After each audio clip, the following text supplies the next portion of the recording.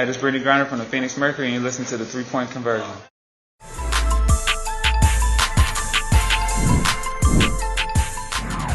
Would be great. And we will get started with Howard Megdal. Go ahead. Maya, congratulations on your career. Howard Megdal with the Next. It's always good to see you.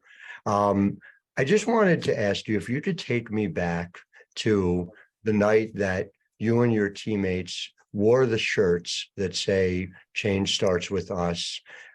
Looking back on it now, the way in which that night, that decision has helped influence so much of what's happened since in the Leeds activism and of course in the path of your own life.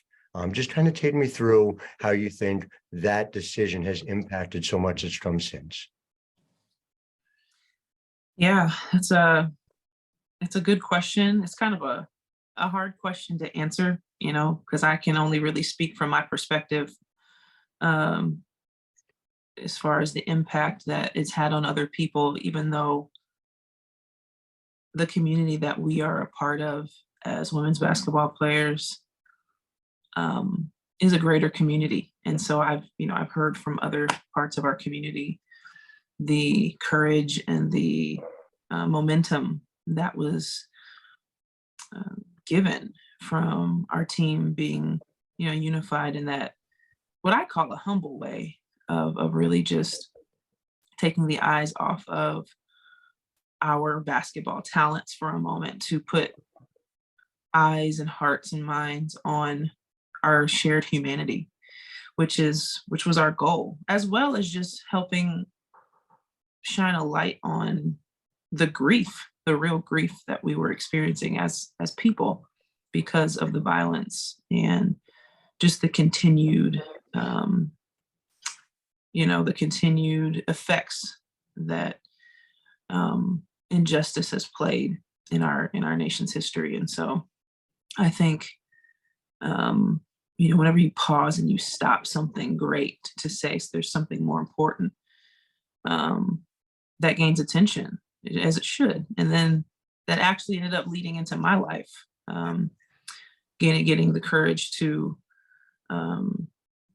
say, let's hold on and give attention to what matters most, which are people, and people thriving and people's well-being. And our personal story with Jonathan was just at the forefront for me over these last few years in shifting away from the game. And so I just hope people take away from that just the heartbeat of what we were trying to do, which was being more human and more caring and more compassionate, and also saying it's okay to grieve what's worth grieving. Thank you. Appreciate it. Yeah. We'll go over to Dorothy. Go ahead. Hi, Maya. Congratulations. Thanks for your time on this morning. How unexpected has this whole journey, and I'm with iMessenger Media in Dallas, Texas. How unexpected has this journey been for you, and how has it changed you, piece by piece into the woman that we see today, from the basketball player and then the activist, to mom, to wife, to author? Yeah. Goodness. You got me tired thinking about all that. Yeah.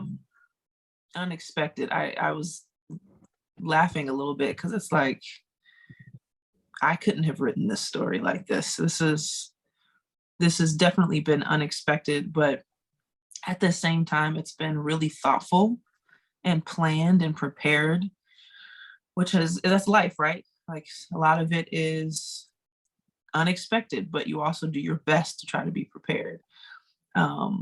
Hey, that's basketball too, right? You don't know how the game's going to unfold, but you do your best to prepare. So just some of those, it's that same approach. I think that same posture of doing your best to be present and prepared in the moment, but then just persevering through the hard. And so I think that's how I've been shaped. Mainly is just that perseverance, that persevering through the hard and the unexpected because of love, because of your relationships and the bonds that you have, and learning the importance of really forming meaningful, deep bonds as best as you can, because that's where you really find your purpose in your life. And I think that would be the final way to answer your question of how it shaped me, just the different relationships that I've been able to form through the path that I've been on, whether that's through the basketball side of things or the family side of things with the Jonathan journey side of things. And so the way I've been shaped, I think, is just caused me to really value relationships, value being present, value the process, and value people, because our story is a victory story. And I got to be a part of a lot of victory, but it wasn't easy. It wasn't easy at all. Every victory you see 100 different moments of perseverance. So I'm glad we have gotten more of a chance to talk about that more recently. Thank you. Mm-hmm. We'll go over to Charles. Go ahead, Charles. Charles Harmon, Minnesota spoken recorder. Congratulations, Maya. Good to see you. Thanks. Our question is this: what little you have? Your resume is very rich and full. Most likely will lead you to the Hall of Fame. What little thing that you like Minneapolis community to remember you as? The things that you've done on the court, off the court, that you would like to have as part of your legacy? Wow. I was somebody when I was playing, I always tried to bring energy.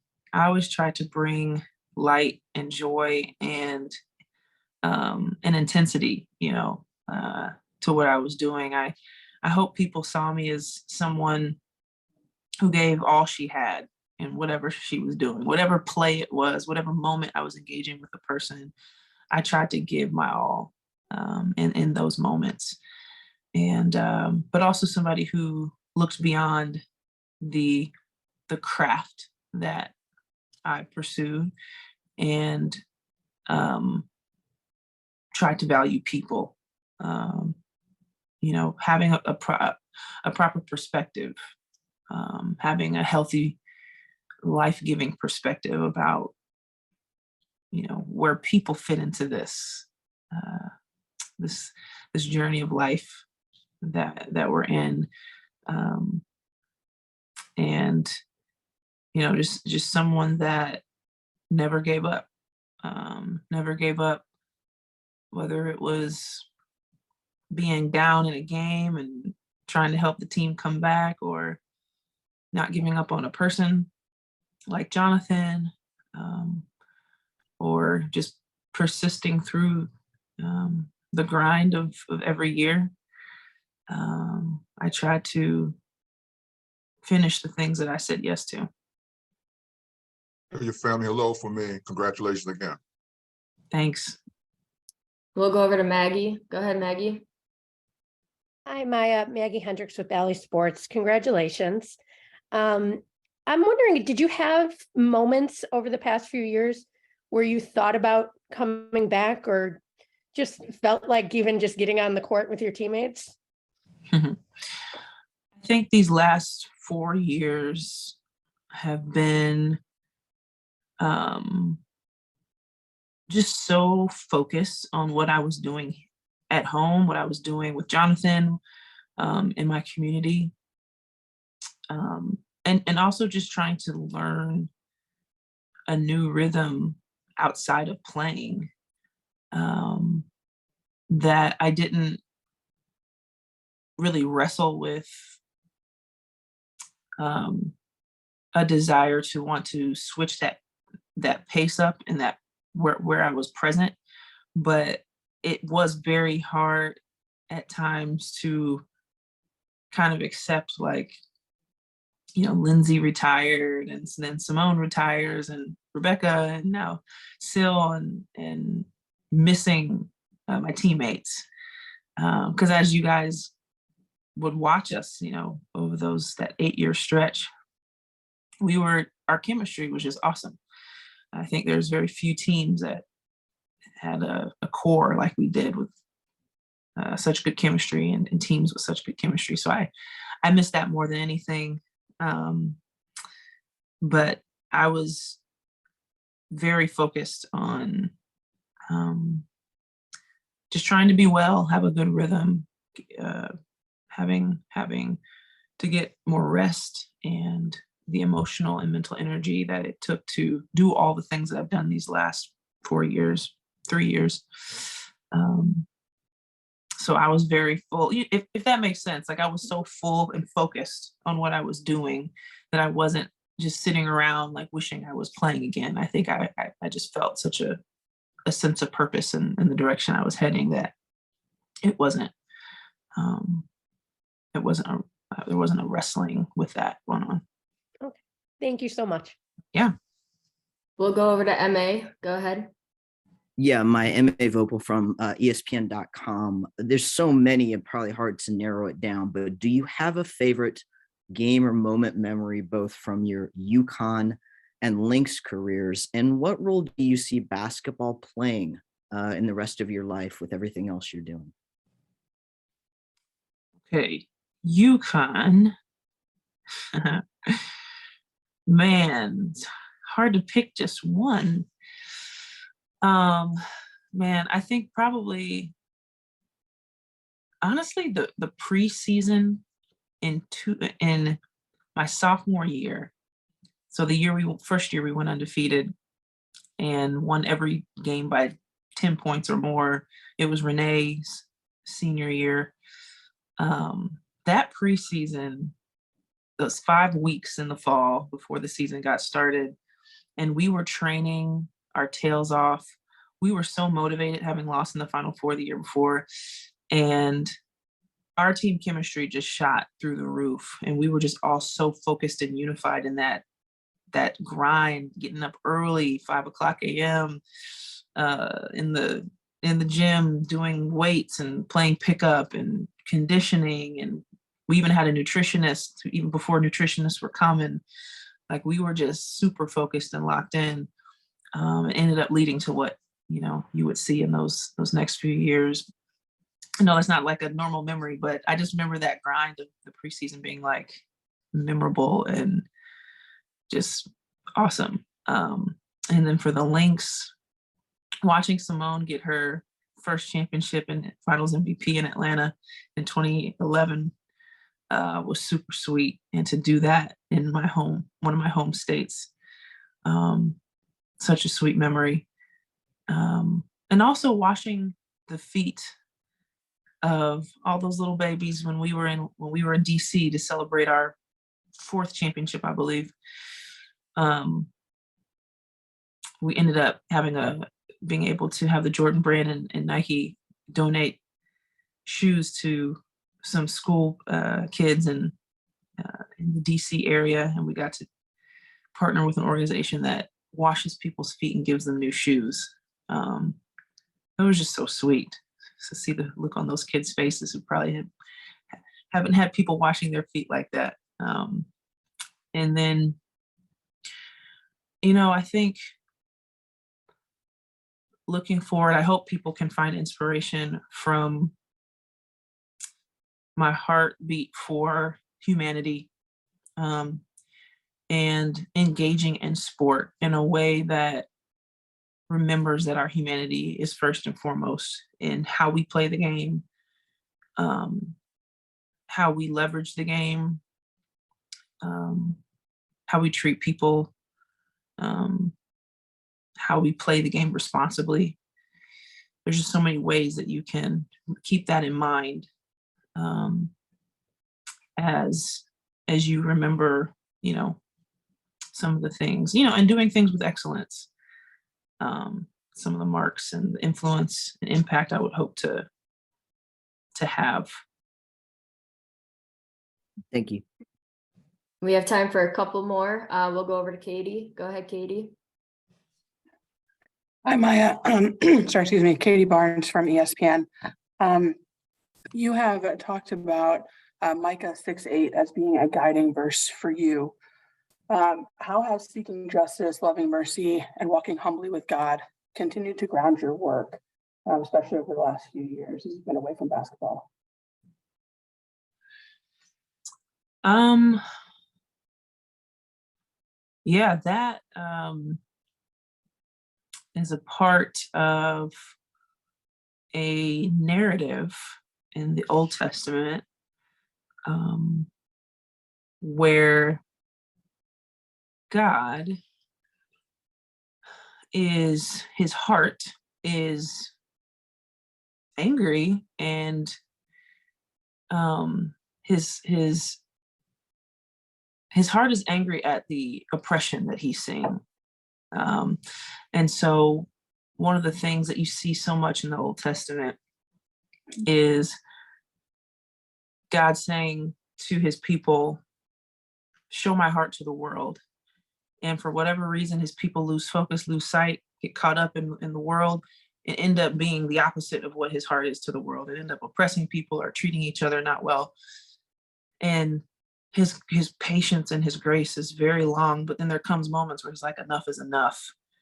And this is one of those moments where he's reminding through one of his prophets named Micah, reminding his people, it's simple what I've called you to do. Like, love people, be good to each other, seek justice, love mercy and kindness and mercy, and walk humbly with me. Like, it's a moment. It's like a really genuine moment of like, children, how do you keep losing track of my heart?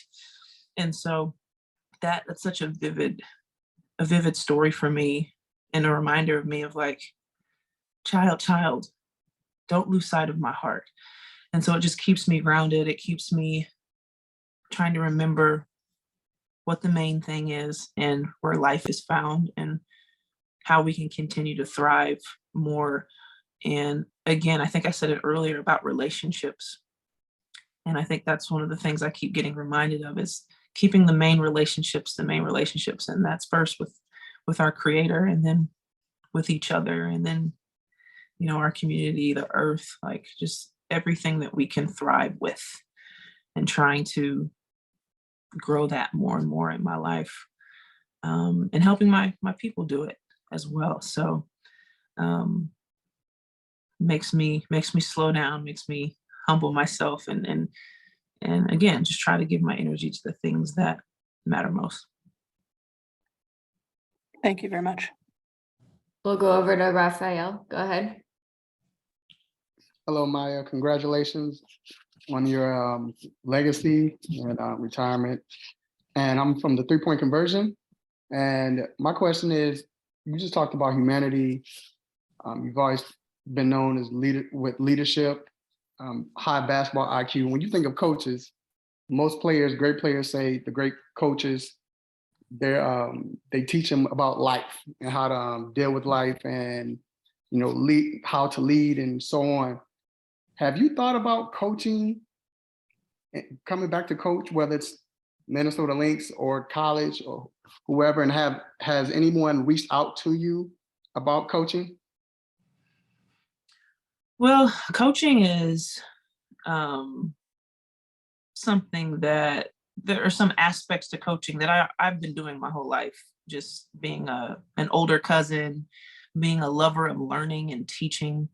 I tried to tutor my friends or my teammates here and there growing up. Like, I have teaching in my blood. Like, most of my extended family I grew up with were teachers. So that comes out in different ways in my life already. I'll be coaching in a sense, my son and future kids, Lord willing, in the journey of life. But to say coaching in like a high level basketball context, I don't know if my life has the space for that. But we'll see in what ways that heart of coaching comes out, because coaches give so much. It takes such a commitment. Like, there's no way I could have had the journey that I had without the coaches, whether it was high school or AAU or college or professional. I was super spoiled to have like literally world-class coaches for more than half of my career. So I don't want to say like, yeah, I could coach, like it's this casual thing. Coaching is a heavy honorable, like super invested thing that I don't want to commit to unless I can really commit to it. But yeah, people have asked me about coaching for a long time. But again, I think my time and my energy doesn't have my where I'm at in my life right now definitely doesn't have the space for it. But I love all of our coaches, and they're some of the most impactful people that you could have in your communities. And again, if we don't have great coaches, we don't have worthwhile sports. We have time for one more question. We will go over to Pepper. Go ahead. Hi, Maya. It's great to meet you. Congratulations on your retirement and your impact on women's basketball in general. Just curious what skills and lessons that you learned during your basketball career help you now with the work you're doing. Yeah, I think a few things come to mind. I think looking at my basketball experience, it was such a great place for my personality to come out. I was a very high energy kid. And so having some structure to it with other people really helped me channel my energy and, keep me out of trouble, or, just have something constructive to do as a kid instead of running around driving my mom crazy. And so that helped shape me, of just learning the benefits of doing things with other people as a team. I grew up as an only child. And so having teams to constantly play on was huge for me. And then I think looking forward to like high school, one of the biggest lessons I started to learn was going in the higher levels of sport and into the industry. You're a role model, and you're a role model even if you're not, but just the importance of representing well and giving people your best so that you can be helpful and give them something to be hopeful about. And so I started to learn that in high school. And then in college, preparation. That's what UConn was. I learned really at one of the highest levels the value and the importance of preparation and how that affects your confidence. If you are prepared, you're going to be confident. But then also how to deal with working so hard all year and then coming up short and having to overcome really big, heartbreaking losses. Not a lot of losses, but very meaningful losses. And then in the pros, I learned the art of being adaptable and, having to deal with different teams in different countries and different time zones and different tournaments. And whether it was on the USA basketball team or playing overseas or playing in Minnesota, you have to learn how to be flexible and adjust, and continuing to have great preparation skills. And also just the joy of playing with different people from all over the world. So, work ethic, you learn work ethic, and but also humility. I think when you play for as long as I did, I played since I was 8 years old and stopped at 28. You just realize what a ridiculous gift it is to be able to do what I was able to do. And it was just very humbling to be around so many great people and athletes and fans, people that love the game. That's just so unique. So I was just very humbled to have that experience as well. That is all we have time for. Thank you for your time, Maya. Wish you and your family the best and excited to see this next chapter in your life. Awesome, guys. Thank you guys so much. Appreciate you. Thank you.